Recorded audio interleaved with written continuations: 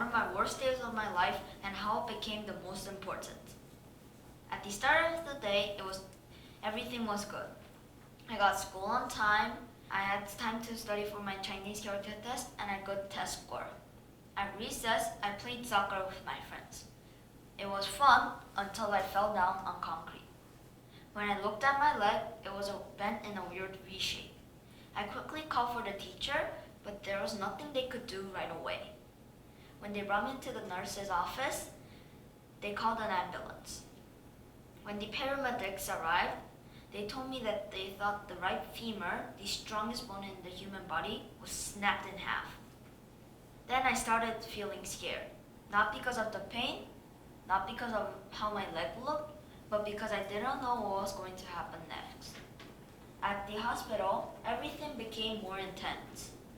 I was brought to the emergency room where a doctor, who later became my main doctor, put my leg back to position. I screamed louder than I ever had before. It was the sound of thousands of metals scraping each other. After the screaming, I had barely enough energy to make a sound. I just sat there, quietly groaning. I remember thinking to myself, why did this happen to me? It was just a game of soccer. That night, sleep was impossible. My leg was in a full cast. I couldn't move properly. When my mom came in, she had some tough news. She told me that I had to stay in the hospital for 2 more weeks and that I had 2 more surgeries. Starting at midnight, I had to fast for a surgery. Early in the morning, the doctors came in. It was time. As I was being rolled into the operation room, I remember looking at my mom. She didn't say much, but she stayed there until the very last moment. To explain what caused such a severe injury, I was blocking a corner kick, jumped high in the air, and miscalculated my landing. I fell directly on my thigh. Right femur snapped in half, and there was a lot of swelling. When I woke up, my leg wasn't the scary V shape anymore. It was a straight again. Inside my body, there were also 2 new things. 2 metal rods. The doctors had made 2 small cuts near my knee and placed them down my broken femur.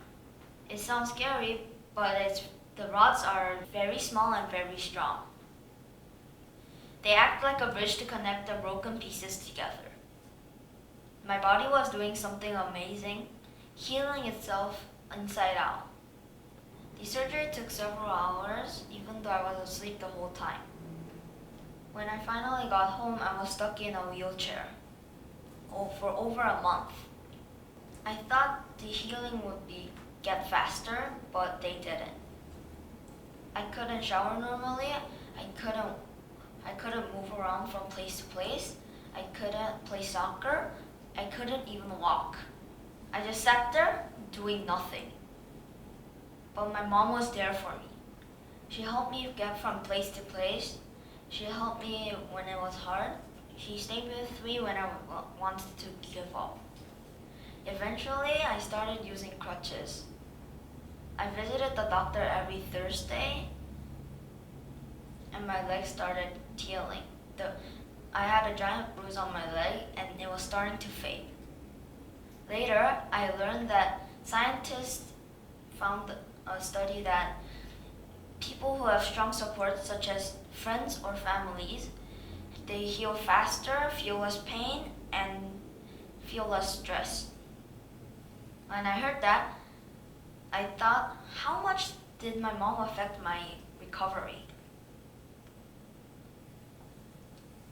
Because when you get hurt, it's not your body that's hurt, it's also your mind, and support helps heal both. Now, when I think about that day, yes, the surgeries were important. Yes, the doctors helped fix my leg. But that's not the whole story. Because when I was tired, my mom was there for me. When I was stressed and frustrated, my mom was there for me. And because of that, I was never truly alone. It also gave me more strength than I realized at the time.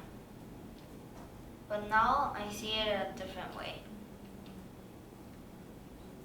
When I play soccer again, I remember that day and how my mom helped me.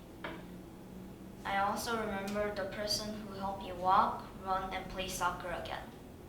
So that day, I learned something. Pain makes you stronger. Patience helps you heal. But support is what helps you carry through.